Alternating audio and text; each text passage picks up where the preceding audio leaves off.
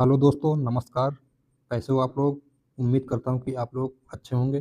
दोस्तों, आज के प्राइज़ एक्शन पे हमारे निफ्टी में एक ट्रेड बना था और 2 बैंक निफ्टी में ट्रेड बने थे।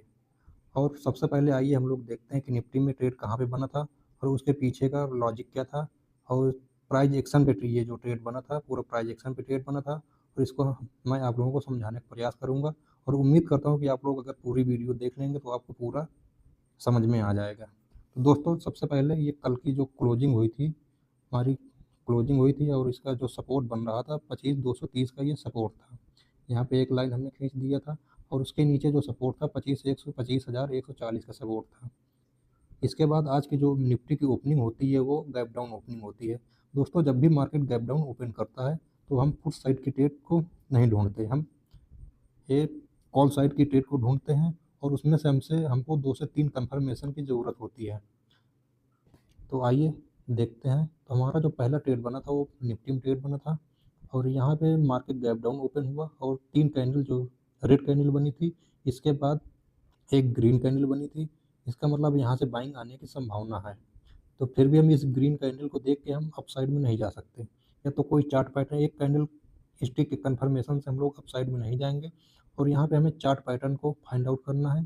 तो यहाँ पे जो चार्ट पैटर्न बन रहा है, जो पहला ट्रेड हमारा बन रहा है वो कप एंड हैंडल पे बन रहा है। तो ये कैसे कप एंड हैंडल बना, ये मैं आप लोगों को समझाने का प्रयास कर रहा हूँ। जैसे यहाँ पे ये हमारा कप है, ये हैंडल है, ये हमारा पूरा कप एंड हैंडल का फाइंड आउट हमने कर लिया। इसके बाद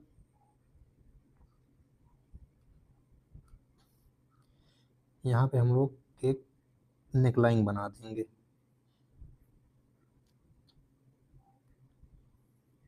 जैसे ये हम लोगों ने सबसे पहले हमें ये नेकलाइन खींच देनी है और इस कैंडल के ऊपर जैसे क्लोजिंग आएगी वहाँ पे हमारी बाइंग बन जाएगी। ये हमारा कंफर्मेशन होता है। और ये जो कप के हैंडल का जो हम लोग लगाते हैं, ये एसएल लगाते हैं, तो यहाँ पे ये हमने फाइंड आउट कर लिया और ये हैमर टाइप की एक कैंडल बन गई और नेक लाइन के ऊपर क्लोज भी हो गई। तो इसलिए यहाँ पे कंफर्मेशन हमें मिल गया अपसाइड के लिए, क्योंकि इसमें से एक तो ये चार्ट पैटर्न के आधार पे कप एंड हैंडल का कंफर्मेशन है, दूसरा ये हैमर बन गया। 2 कंफर्मेशन तो हमारे यहीं पे हो गए। तो यहाँ पे हमने एंट्री बनाया और देखिए एसएल कितना छोटा सा है। ये यहाँ पे हमने एंट्री बनाया और टारगेट जो हमारा फर्स्ट टारगेट है, ये हमारा हैमर के लो का ये सेल लग गया। हमारा जो फर्स्ट टारगेट है वो डे हाई का है। यहाँ पे हमें 2 कैंडल में ही फर्स्ट टारगेट मिल गया था। इसके बाद जो मार्केट है 12-1 बजे तक मार्केट अप ट्रेंड में था, देखिए। और इतना हम लोग इतना लंबा प्रॉफिट बुक नहीं कर सकते, क्योंकि अगर 1-2 लॉट वाले हैं तो हमें यहाँ पे 15 से 20 पॉइंट मिल रहे थे, तो हम लोगों ने यहाँ पे बुक कर लिया था। अगर ज़्यादा क्वांटिटी होती तो वहाँ पे आप लोग हाफ क्वांटिटी बुक कर लो, इसके बाद बाकी का एसएल कास्ट टू कास्ट लगा दो। इसके बाद आप इतना लंबा ट्रेलिंग के हिसाब से आप ट्रेलिंग कर करके आप लोग इतना लंबा प्रॉफिट को बुक कर सकते हैं। इसके बाद जैसे ही हमारा 12 बजे के बाद 1 बजे के बाद हमारा मार्केट फिर डाउन ट्रेंड में आना शुरू हो गया और अच्छी खासी सेलिंग यहाँ पे हमें देखने को मिली है। दोस्तों, आज का मेरा जो टोटल प्रॉफिट था वो 534 रुपये का था, लेकिन ये प्रॉफिट का कोई मतलब भी नहीं है आज का, क्योंकि हमारा जो पहला ट्रेड था, जो आप लोगों को मैंने बताया था कि निफ्टी में हमारा पहला ट्रेड बना था और मैंने एक लॉट से ट्रेडिंग किया था और इसमें हम 10 पॉइंट लेके निकल गए थे, क्योंकि मेरे अंदर अभी भी मार्केट में जब मैं ट्रेड ले लेता हूँ तो मैं रुक नहीं पाता। अगर मुझे 7-8 पॉइंट 10 पॉइंट मिलते हैं तो मैं तुरंत निकल जाता हूँ।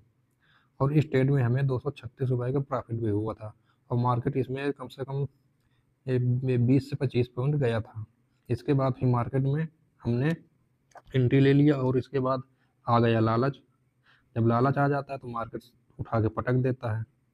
लालच आने के बाद हमने बैंक निफ्टी में एक ट्रेड लिया जिसमें से 456 रुपये का मेरा लॉस हुआ। इसके बाद जब लॉस हो गया तो यहीं पे हमें सेटअप को बंद कर देना चाहिए और इसको कवर करने के चक्कर में मैंने फिर तीसरा ट्रेड ले लिया बैंक निफ्टी में, जिसमें से फिर 344 रुपये का लॉस हो गया। अब मेरी साइकोलॉजी पूरी ख़राब हो गई थी और मेरे अंदर आ गया था फोमो और रिकवरी मोड में मेरा मूड पहुंच चुका था। इसके बाद हमने लगातार 2 से 3 ट्रेड फोमो में आके ले लिए, लेकिन प्रॉफिट तो हुआ, लेकिन इस प्रॉफिट का कोई मतलब भी नहीं है, क्योंकि जितना यहाँ पे हमने प्रॉफिट किया है उतना हमने यहाँ पे ब्रोकरेज भर दूंगा। कम से कम 7 ट्रेड हुए हैं और सातों ट्रेड का ब्रोकरेज कम से कम 60 रुपए के हिसाब से भी लगाएंगे तो 70 सक्षम 42 420 रुपये, वही 400 के आसपास हमारा ब्रोकरेज लग जाएगा। तो प्रॉफिट कितना निकल के आया, वही 100-150 रुपये का प्रॉफिट निकल के आएगा। जितना प्रॉफिट नहीं हुआ उतना तो हमारा ब्रोकरेज चल गया। इसलिए दोस्तों, आज की जो हमारा माइंडसेट एकदम से ख़राब हो चुका था। और जब भी मार्केट में या पहला ट्रेड आपको प्रॉफिट हो या लॉस हो, अगर प्रॉफिट हो रहा है तो आपको दूसरा ट्रेड जो करना है वो सेकंड, अगर फर्स्ट मीटिंग में आपको फर्स्ट ट्रेड मिल गया है और आप प्रॉफिट में हैं तो वहीं पे आप फिर दूसरी मीटिंग में आप ट्रेड ढूंढने का प्रयास करें। अगर आपका पहले ट्रेड में लॉस हो गया है तो आप वहीं पे सबसे पहला काम कीजिए कि आप ऐप को अनइंस्टॉल कर दीजिए। सबसे पहला काम आपको यही करना है कि ऐप को अनइंस्टॉल कर दीजिए और मोबाइल को बंद कर दीजिए। आप सेटअप बंद करके निकल जाइए घूमने, अन्यथा आप उससे ज़्यादा लॉस कर लेंगे अगर आपका पहला ट्रेड लॉस में हो जाता है। ये मैं एक्सपीरियंस आपको बता रहा हूँ, क्योंकि हमने यही गलती आज तक करते आए हैं। ये गलती इतनी जल्दी छूटती नहीं है। चाहे अगर आपको प्रॉफिट हो जाता है तो आप लालच के चक्कर में आ जाते हैं और ट्रेड ले लेते हैं, जिसमें से शाम तक वो भी जो प्रॉफिट होता है वो भी माइनस में चला जाता है। अगर पहला ट्रेड लॉस हो जाता है तो आप उसको रिकवरी करने के चक्कर में और लॉस दे देते हैं, और ओवरऑल जो लॉस होता है, अगर 500 का लॉस सुबह हुआ तो शाम होते होते वही लॉस 2000 का पहुंच जाता है। तो दोस्तों, ये माइंडसेट पूरी तरीके से ख़राब हो जाता है। या प्रॉफिट हो या लॉस हो, अगर दिन का डिसाइड करिए कि हमें 1 ट्रेड या 2 ट्रेड दिन में करने हैं, इससे ज़्यादा हमें करने नहीं हैं। लॉस आप अपने लिमिट में लीजिए जितना आप सहन कर सकते हैं। तो ठीक है दोस्तों, आज के इस वीडियो में दोस्तों मैं आप लोगों को यही सिखाने का प्रयास करता हूँ कि आप जब भी फोमो आए, बहुत ज़्यादा मन करे ट्रेड लेने का, तो आप मोबाइल वहीं पे बंद कर दीजिए। अगर आपकी साइकोलॉजी सही नहीं है तो आप प्रॉफिटेबल नहीं बन सकते। साइकोलॉजी सही होनी ही चाहिए, और हर ट्रेड लेने के पीछे का आपको लॉजिक पता होना चाहिए कि हमने एंट्री क्यों ली है। ये पता होना चाहिए कि हमने एंट्री क्यों बनाई है। तो दोस्तों, अगर आपको वीडियो अच्छी लगे तो वीडियो को लाइक कर दें और चैनल को सब्सक्राइब कर लें।